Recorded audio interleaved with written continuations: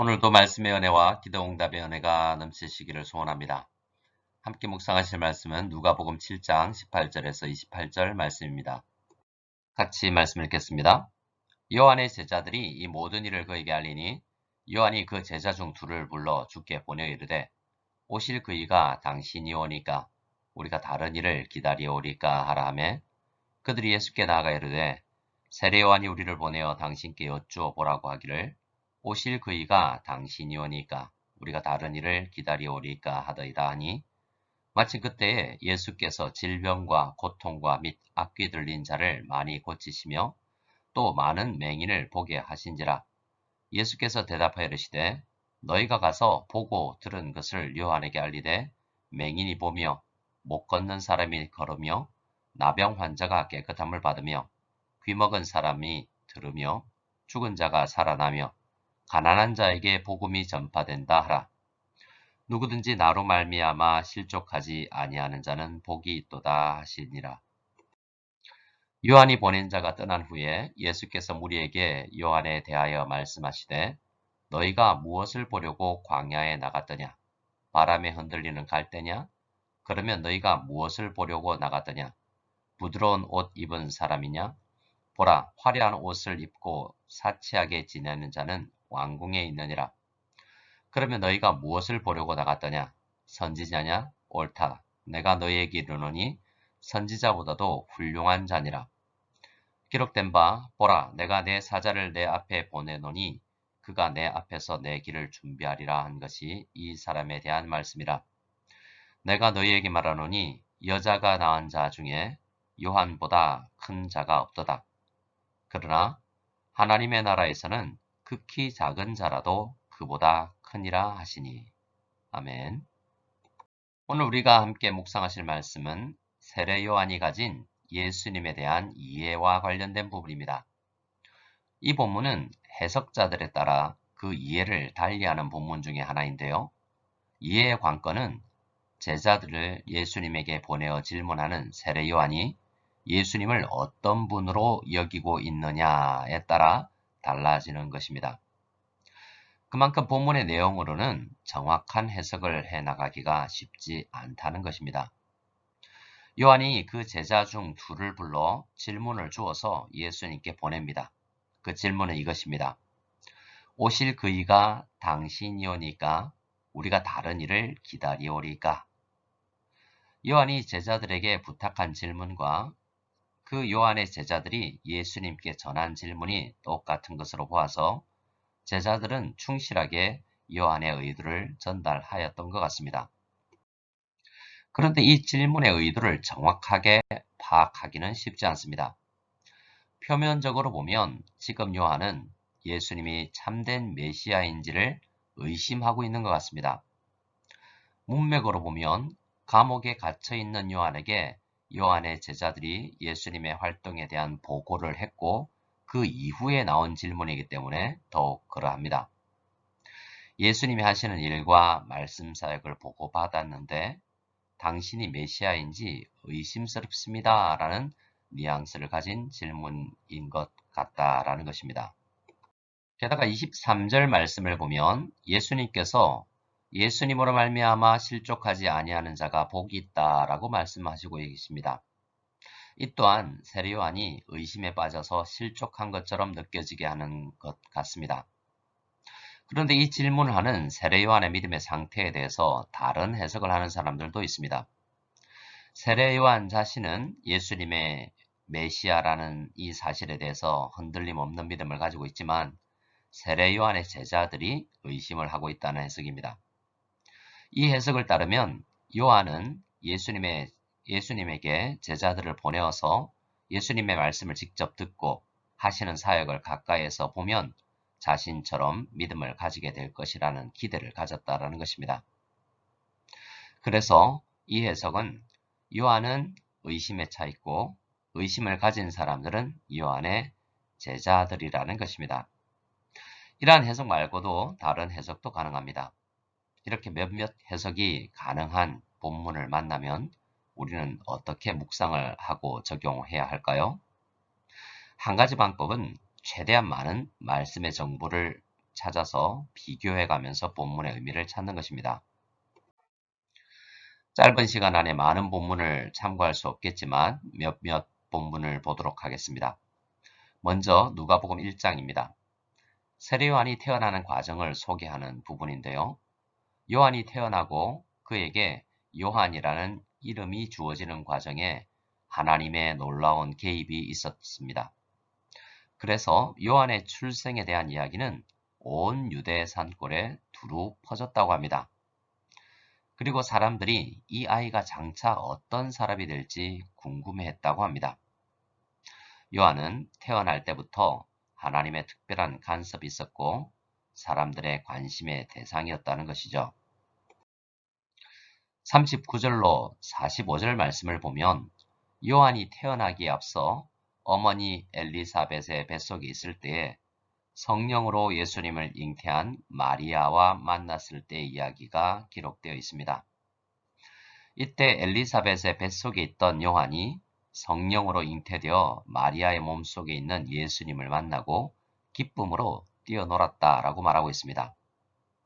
물론 어머니 엘리사벳의 영적 민감성에 대한 표현이라고도 할 수 있겠지만 하나님께서 우리 사람에게 심어 놓으신 믿음의 씨앗의 반응이라고도 할 수 있을 것입니다.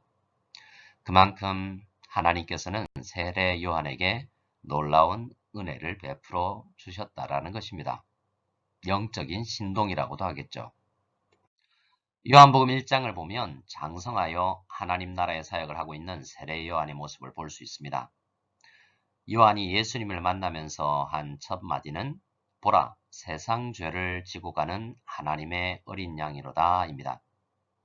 예수님을 향해서 세상의 모든 죄를 짊어지고 가는 하나님의 어린 양, 곧 속죄제물이라고 소개하고 있는 것입니다.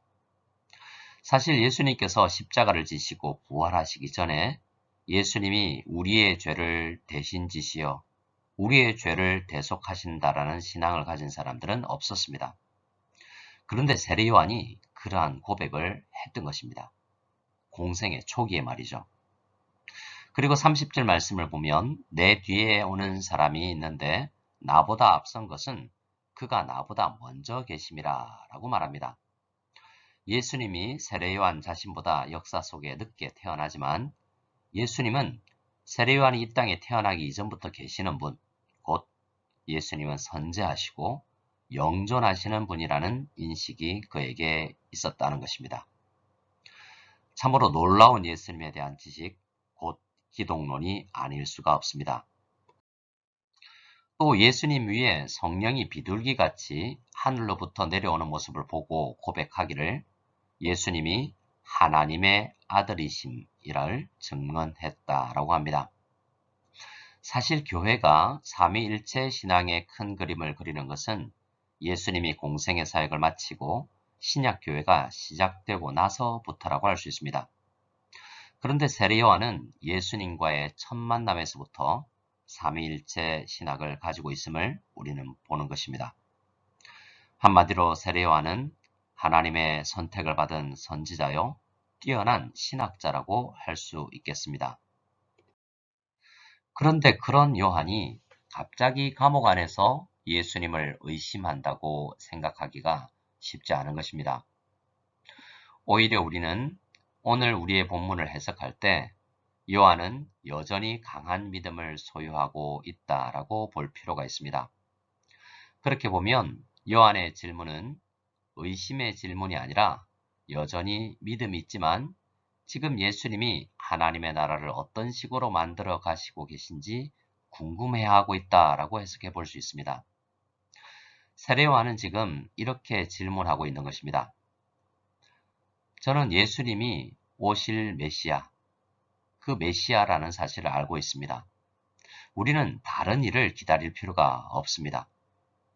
지금 하나님 나라 사역은 어떻게 하고 계시는지요? 이렇게 질문하고 있다는 것입니다.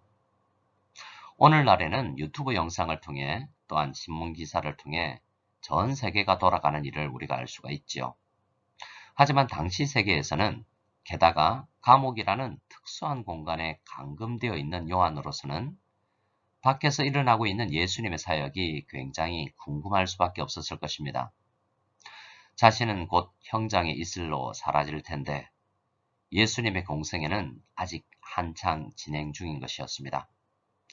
그 상황에서 세례 요한은 조금이라도 더 예수님의 사역을 확인하고 싶고 간접적으로라도 보고 싶었던 것입니다. 그래서 예수님은 몇 마디를 그에게 대답을 줍니다. 예수님의 대답은 마치 암호처럼 들립니다. 이사야서 몇몇 구절을 인용해서 아주 짧게 대답하고 있는 것입니다. 예수님은 자신이 메시아라는 사실을 더 직접적으로 이야기해 주실 수도 있었지만 아직 공생애가 남아있는 상황에서 유대 사회와 로마 정부 치하에 있는 이스라엘에서 이단의 이슈를 만들지 않고 그리고 제자들에게 영향을 덜 끼치면서 훈련을 시켜야 하기 때문에 요한이 알아들을 수 있을 만하게 간단한 대답을 주었던 것입니다. 요한만 이해를 잘 하면 되기 때문에 그렇습니다. 다른 사람은 몰라도 세례 요한이라면 이사야서 몇 구절만 이야기해 주어도 충분히 알아들을 수 있다라는 것을 예수님은 아셨던 것입니다. 오래 같이 일을 하다 보면 눈빛만 보고서도 무슨 의미인지 알아차리는 것처럼 말입니다. 그만큼 요한은 깊은 신학의 소유자였고 예수님은 그것을 인정하고 계시는 것입니다. 아주 간단한 몇 구절의 성경 구절로 요한에게 대답을 하신 예수님은 이 질문과 대답 광경을 지켜보던 사람들이 세례 요한에 대해서 오해를 하는 것을 막기 위해서 그 세례 요한의 제자들이 돌아가는 이후에 부연 설명을 해주십니다. 세례 요한은 나의 길을 예비하기 위해 보냄을 받은 사역자다라고 먼저 말씀하십니다. 그리고 공생애가 끝나지 않은 이 시대, 곧 구약의 마지막 시대를 감안해 볼 때 세례 요한은 구약에서 가장 깊은 신학을 지닌 사람이었다는 것입니다. 아주 적은 분량의 말씀, 희미한 흔적만을 보고서도 깊이 있는 묵상을 할 수 있는 그런 사람이라는 것입니다. 성령 하나님의 조명하심, 그 도움을 받아 깊이 묵상을 하는 사람은 아주 작은 분량의 말씀에서도 풍성한 하나님 나라의 일하심을 볼 수 있는 것입니다. 하나님의 섭리하심으로 세례 요한은 예수님의 공생의 기간을 다 보지 못하고 순교를 당했습니다. 예수님처럼 아주 짧은 30여 년의 시간 동안 이 세상을 살다가 간 것입니다.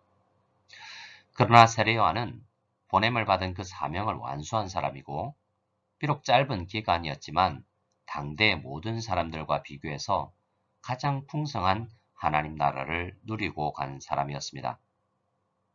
성도 여러분, 우리는 풍성한 하나님 나라의 시대를 살아가고 있습니다. 신구약 성경이 다 기록되었을 뿐만 아니라 2000년 기독교회사를 통해 차고 넘치는 말씀의 자료들이 우리에게 주어져 있습니다. 또한 오늘날은 10년 전, 20년 전과도 비교할 수 없을 만큼 많은 양의 자료를 직접 접할 수 있는 인터넷 시대입니다. 그러나 풍요 속의 빈곤이라는 말처럼 오늘날만큼 하나님 나라의 풍성함을 누리지 못하는 시대가 없지 않나 생각을 해봅니다. 말씀 한 절을 붙들고 성령의 조명을 구하며 깊이 있는 묵상을 통하여서 삶에 적용하시는 우리 모두가 될 수 있기를 간절히 소원합니다. 우리 함께 주기도문 드리겠습니다. 하늘에 계신 우리 아버지여, 이름이 거룩히 여김을 받으시오며 나라가 임하시오며 뜻이 하늘에서 이루어진 것 같이 땅에서도 이루어지이다. 오늘 우리에게 일용할 양식을 주시옵고 우리가 우리에게 죄 지은 자를 사하여 준 것 같이 우리 죄를 사하여 주시옵고 우리를 시험에 들게 하지 마시옵고 다만 악에서 구하시옵소서. 나라와 권세와 영광이 아버지께 영원히 있사옵나이다. 아멘.